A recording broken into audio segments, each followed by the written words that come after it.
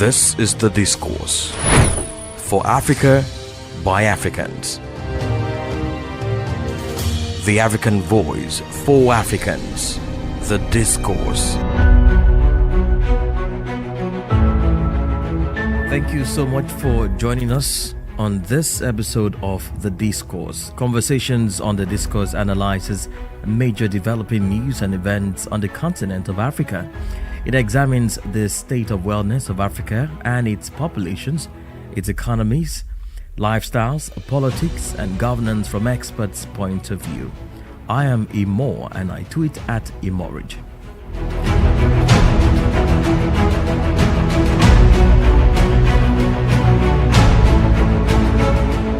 Africa is uprising. All over Africa, protest movements are emerging.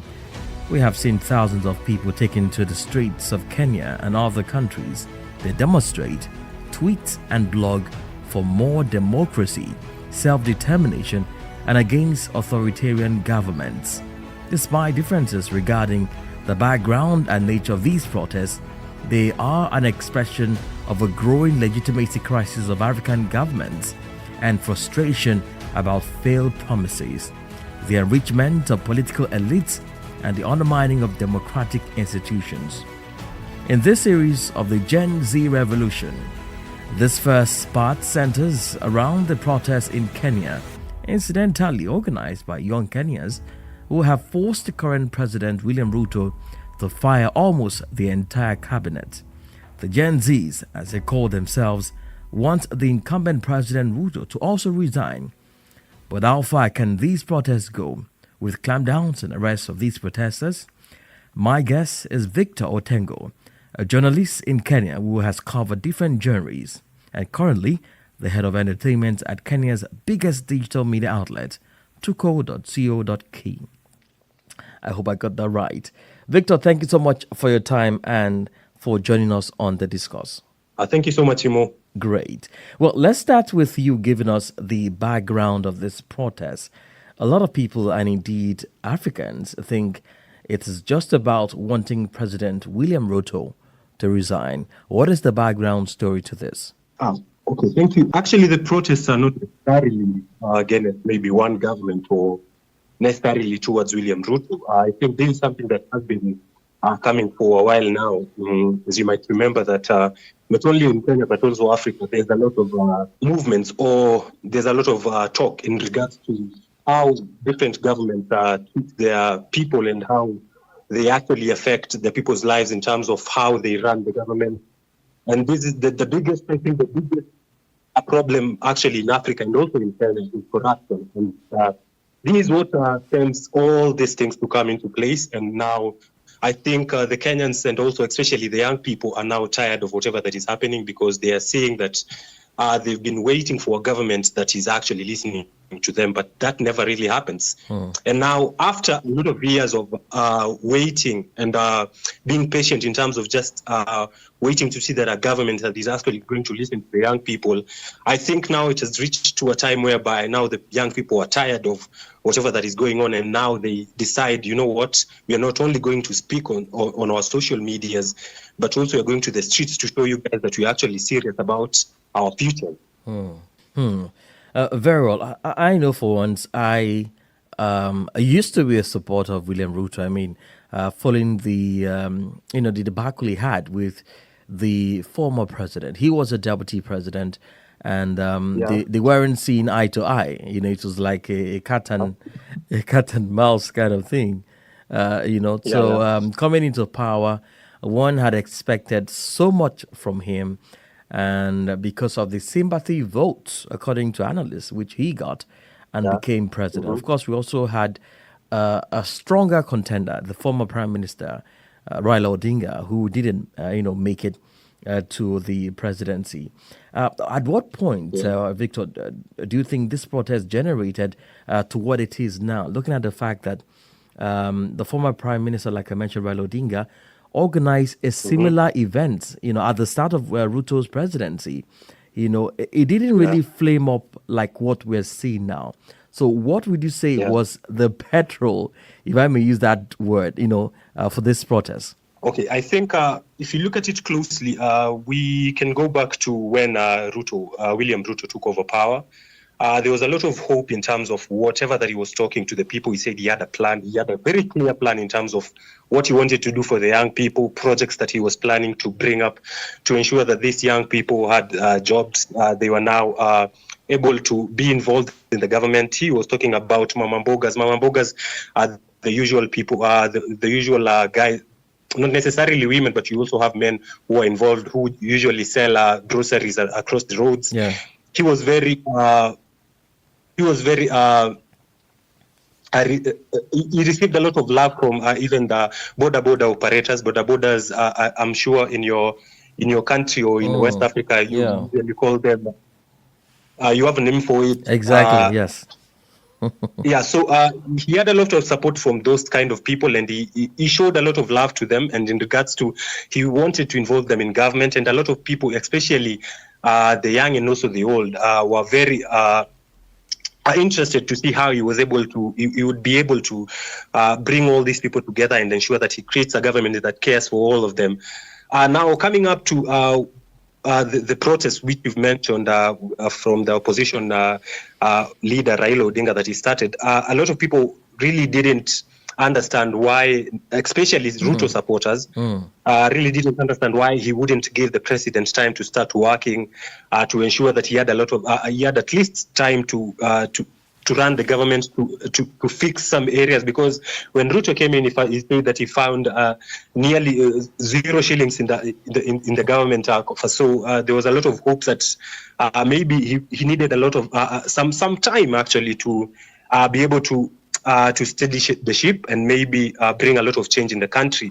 So coming into this year, I think even from last year, after Ruto drafted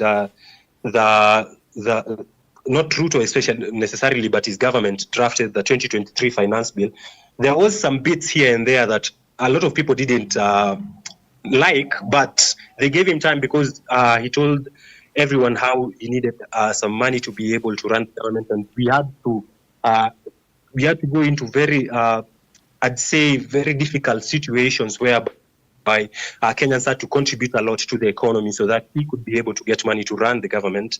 So there were some bits here and there that, especially with the Kenyan taxpayer, when you look at the Kenyan people who are employed in Kenya, both by parastatals and also by the private companies, he talked about the housing levy. The housing levy was supposed to cut around 1.5 to 2 point something of the Mwananchi's monthly salary to be able to fund the housing levy, which is actually a project where he wanted to build homes in every county to allow that even the young and even the lesser Mwananchi. When I talk about Mwananchi, I mean the citizen. Yeah. The lesser Mwananchi to be able to own a house and not necessarily. Obviously, you'd find that a lot of people rent houses, not only in Kenya, but throughout the world. So he wanted a lot of people to become house owners, especially those who are living in very, very tough places. Yeah. If you look at places like the biggest slum, or maybe one of the biggest slums in Africa, we have Kibera. We also have some others slums in Kenya like Mathare, Kurukwa, which has been trending in the recent days. So you find that he wanted to get these people out of the slums and ensure that they get houses to live in. So after that, I think there was a lot of hope that now that the country, a lot of people that were agreeing to bring money into place, maybe William would be able now to run the government in a much better manner. Now coming to 2024 and the new bill which he proposed, you'd find that there was a lot of areas that the Kenyan Mwananchi also had to contribute to into the bill to ensure that into the Kenyan budget through the finance bill to ensure that other projects that the president was planning to also come into check. I think there were a lot of clauses that were introduced into this bill that maybe didn't really favor the exactly. Kenyan. Yeah, so I think a lot of people didn't really like it in terms of what some of the bills were proposing, and you look at some of the things that are maybe the Kenyan Mwananchi didn't enjoy. You find some stuff to do with land ownership, whereby the Kenyan Mwananchi had now to contribute a yearly figure into the economy, and it seemed like now the lands that the Kenyans owned were now going to act as they were not going to be treated as a lease. Now Kenyans had to also contribute some money into the economy through their land. You find that there was a lot of clauses didn't really favor the Mwananchi, and I think those were that is what stemmed into that is what led into what we now see today. And I think this was the things that the Kenyan Mwananchi didn't like. We talk of maybe I can mention maybe a few things that maybe were in the bill that Kenyans didn't really like. Yeah, sure. Go ahead. And you look at. Yeah, go ahead. So you look at something like starting with now what you're talking about, the land projects. So that is something that really didn't favor the Kenyan Mwananchi. We had also other bills in the other items in the bill. You mean? You're looking at things like motor vehicle tax. Okay. So there was this motor vehicle tax whereby if you own a car, you'll also have apart from just paying the normal taxes which come from the insurance. We also have you also pay taxes through oil, the oil that you consume on a daily basis. So there was also a tax that was introduced whereby any Kenyan that owns a car will now have to also contribute around 2.5% of the car's value to the Kenyan tax. The Kenyan taxpayer will now have to pay around 2.5% of the car's value now to also add on to the taxes that you're already paying, which will include the insurance. And also, normally when you buy a car, usually you also have to buy oil. Exactly. So oil, there's also a tax that is included in that. So Kenyans were now wondering, we now have to pay nearly 3 to 4 or even 5 taxes now that are now being fixed into it. Now a lot of people, even Kenyans who didn't own cars, felt like really this is now becoming a bit too much, because I don't understand why people will now have to pay taxes on top of other taxes. You see? Okay, that's. I mean, these are items that are enough to get people on the street, particularly when you have made promises, to them, and people are really banking on these promises. A style which we have seen across leaders in Africa. We will talk about that. But let me ask you, you are a digital person. How impactful do you think the usage of social media has been in mobilizing the Gen Zs themselves? Okay, now some might say that these protests are coming out of maybe anger, because a lot of people we can say that the finance bill was actually the fuel for these protests, but necessarily the finance bill, that is the finance bill 2024, you can say you can actually call it like the fuel that started all this. This protest actually started from social media, as you know, not only in Kenya but throughout the world. Nowadays, a lot of young people, especially the Gen Zs and even the Gen Ys, those are the millennials. Those are the main people that usually use the social media platforms, especially Twitter and even TikTok.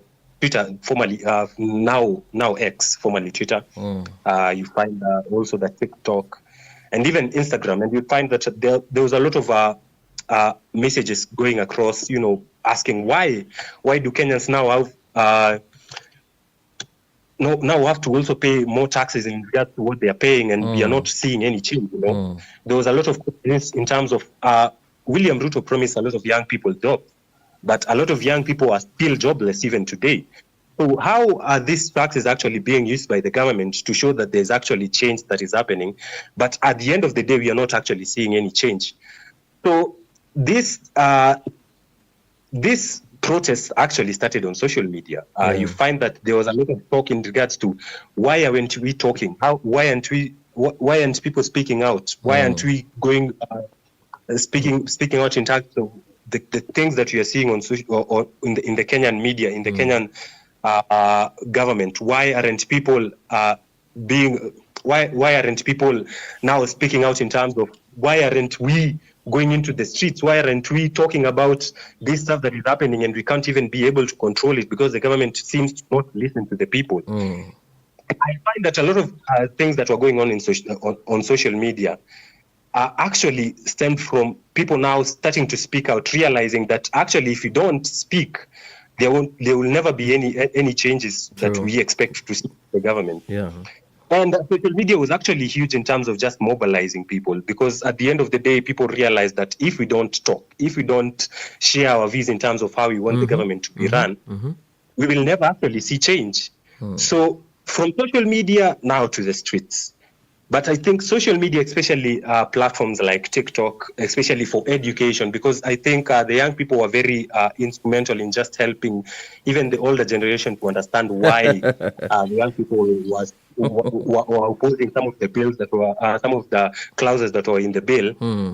And now this went into showing, because of you might say that the older generation didn't really understand whatever that was happening, because a lot of the clauses that maybe were in the bill were not really out there, not really, they weren't really dissected in a manner that the older generation would understand. So social media, a lot of young people used it in a manner to educate, to also share their views, and also to just dissect and help even those that didn't understand whatever that was happening in the bill to even get to have even more knowledge about it. So, yeah, it was actually a very big tool. Indeed. Well, as we round off this conversation, we have seen the hashtag EndSARS protest in Nigeria, hashtag Fees Must Fall protest in South Africa, the series of protests in Senegal leading up to the elections. Uganda is joining, taking the cue from Kenya. Zimbabwean youth are not left out. Even Ghana had its protest last year. And Nigeria is warming up August 1 for End Bad Governance protests. What does all of this mean? Is it time for the populations to take charge? They say democracy is the government of the people, for the people, and by the people.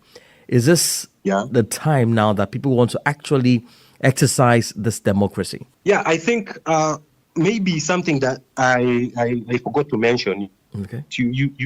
The Finance Bill 2024, there was a lot of talk about the sanitary pads for women.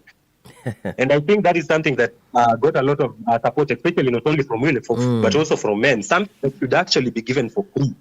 And you see a lot of countries, not only in Kenya, but also in Africa, increase a lot of taxes into stuff that maybe should be actually be given for free. Yes. Like, stuff like sanitary pads shouldn't be actually sold, especially to the younger generation. You find that kids who are in school cannot afford this stuff. So many expected that stuff like that should actually be given for free, but now you find that they are also increasing taxes and stuff like those. And they are now talking about, we actually want stuff like eco-friendly that are being brought, eco-friendly stuff that are being brought from outside the country into the country. Now those are the ones that will be taxed, but whatever that are being produced in Kenya won't be taxed. So stuff like those are actually things that raise revolutions, not only in Kenya but Africa. You see, as you've mentioned, Nigeria, Uganda, South Africa, even in your own country, people are now starting to realize, you know what?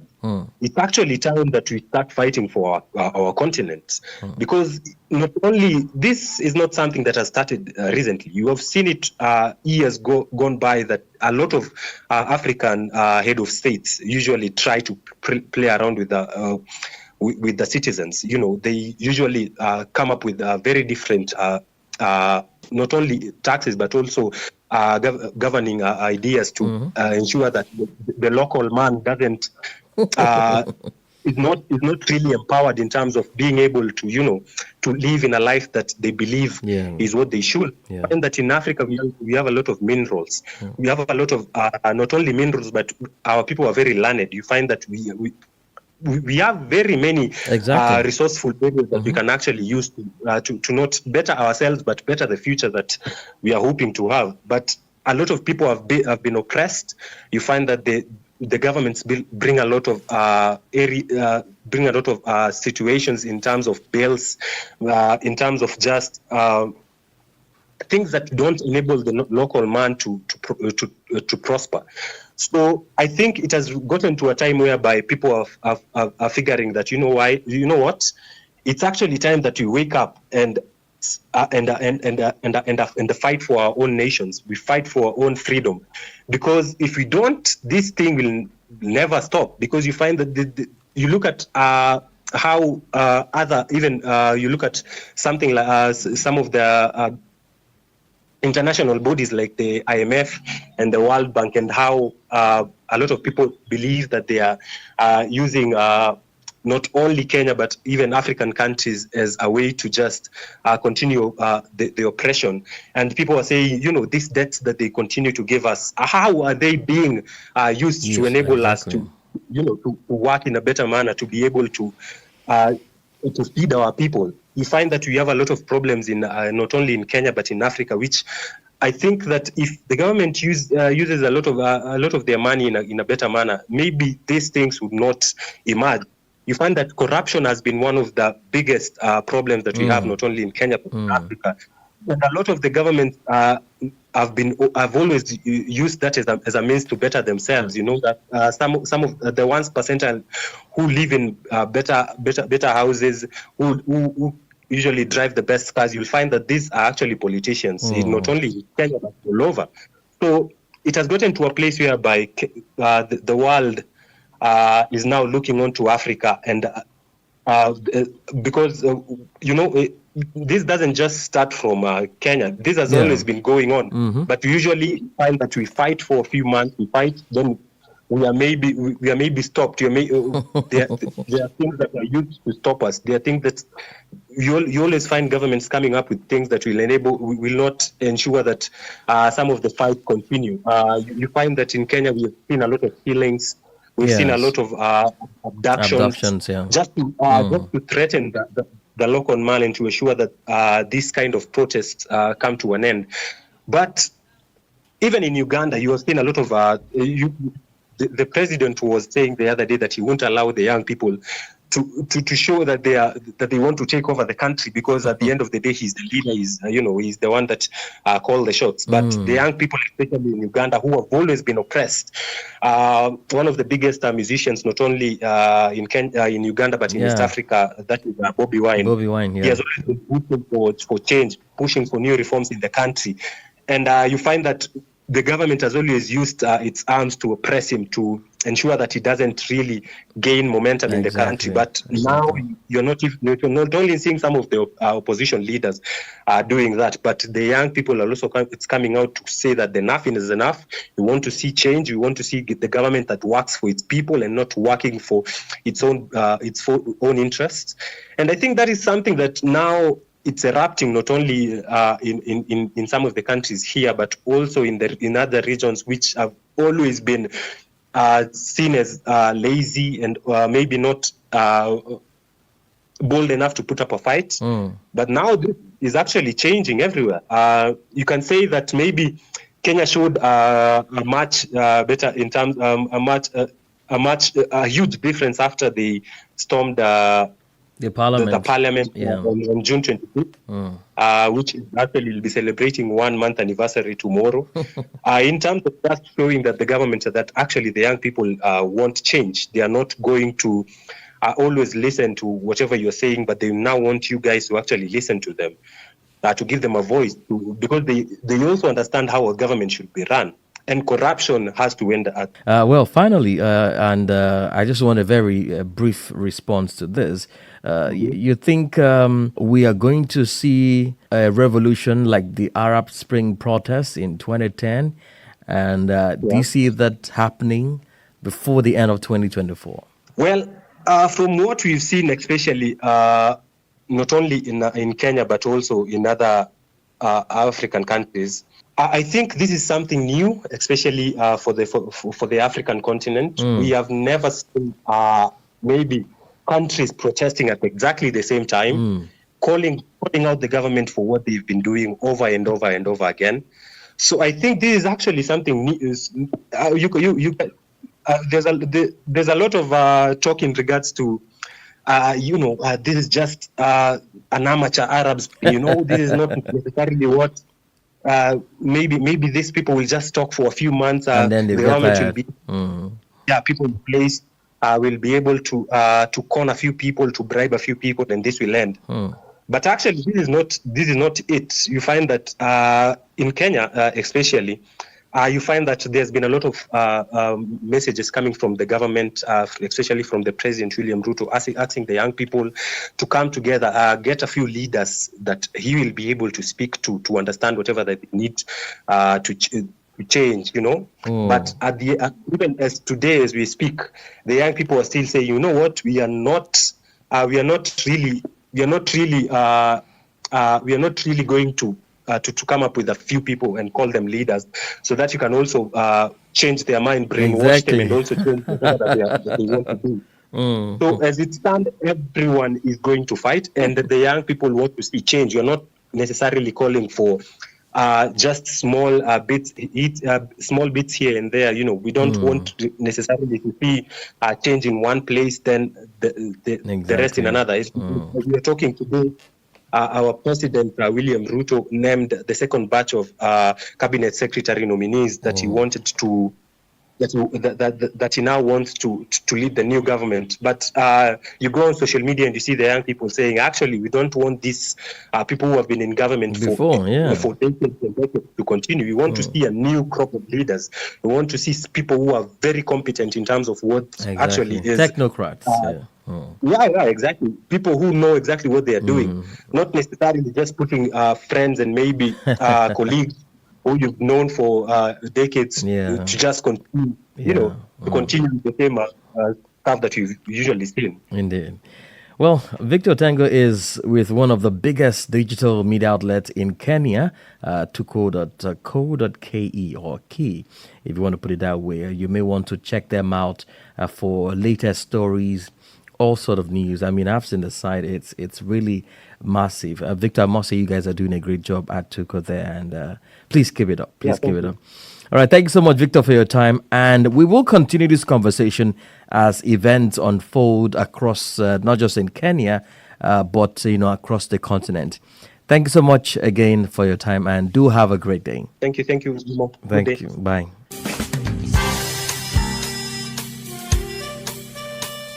That has been The Discourse. I am Imo, and I tweet at Imorich.